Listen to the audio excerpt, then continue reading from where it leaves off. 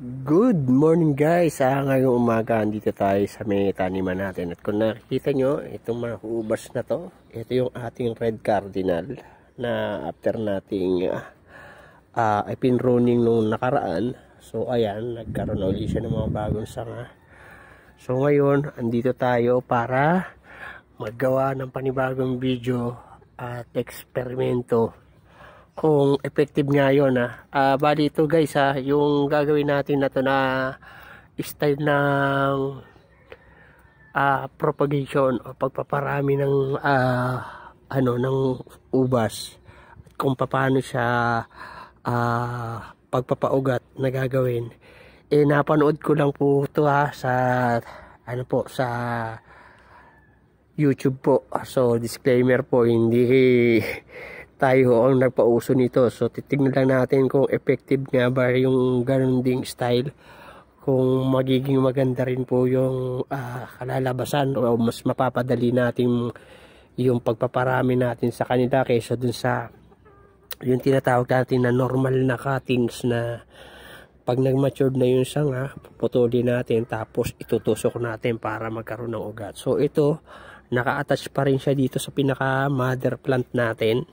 So ang gagawin natin ay ito, meron tayong dalawang, kung nakita nyo, maliit na plastic na transparent o kahit anong plastic na pwede nyo. Ayan, makita nyo may butas. Kasi ang gagawin natin, isasalpak natin yan doon at tapos hahayaan natin nakalubog dito sa may lupa yung parte ng sanga na ito, yung joints nila, para tubuan ng ugat. So kaya transparent yung ginamit natin, at least pagka masisilip natin, mapapansin natin dyan kung nagkaugat ba siya o hindi. So yun ang gagawin natin. So ngayon, ito ay lilinisin ko muna saglit yung parte na hindi ko kailangan. So mahirap kasi pagka wala na so ito, tanggalin ko lang muna yung parteng ilalim. Kasi gagawin natin, isasalpak natin dyan guys yung sasalpak natin po dun yung eto. So ayan, kaya may butas siya para ito, ayan, katulad nito, iaano natin yung sanga. So ayan, teka lang, ilalayo ko muna tayo ng pagpapatungan para makita na, tapos saka na lang natin i-zoom. Hirap kasi pagka walang naghahawak, wala tayong cameraman, tayo lang. Yung ayan siya, no? So ayan, reso ko muna. So ayan guys, so tignan muna natin. Ayan na, rin nyo muna ako ulit.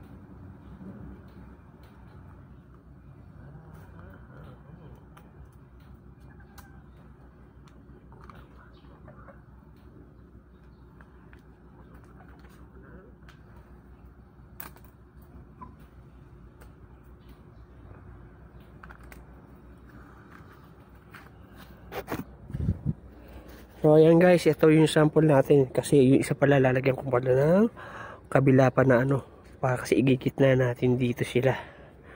So ayan, kung nakikita nyo kung paano siya nakapasok. Ayan. So ayun sa loob yung pinakadulo niya, di ba? Ayan kung nakikita nyo. So tatakloban natin yan ng lupa. Tapos pabayaan natin siya na tubuan dyan sa mismong pinakapuno na yan o dyan sa joints na yan. Tapos kapag siguro nabuhay na siya, kasi naka-attach naman siya dyan, hindi siya mamamatay, hindi siya mag-iinda, tsaka natin siya ngayon puputulin para i-retransplant natin. So ayan po, gagawin natin ngayon lang, lalagyan natin siya ng lupa, tapos pagkano didiligan natin siya araw-araw. Di po yan maistakan kasi may butas naman po yung mga puwitan yan. So ayan po guys, sana po nagustuhan nyo yung ating video na to ng pagpapropagate. So ito po hindi po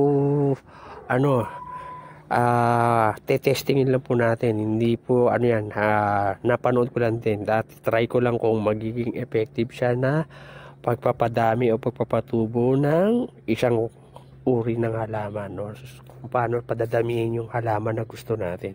So sana po nagustuhan nyo. Maraming salamat po sa panonood. Thank you for watching. Happy planting. God bless.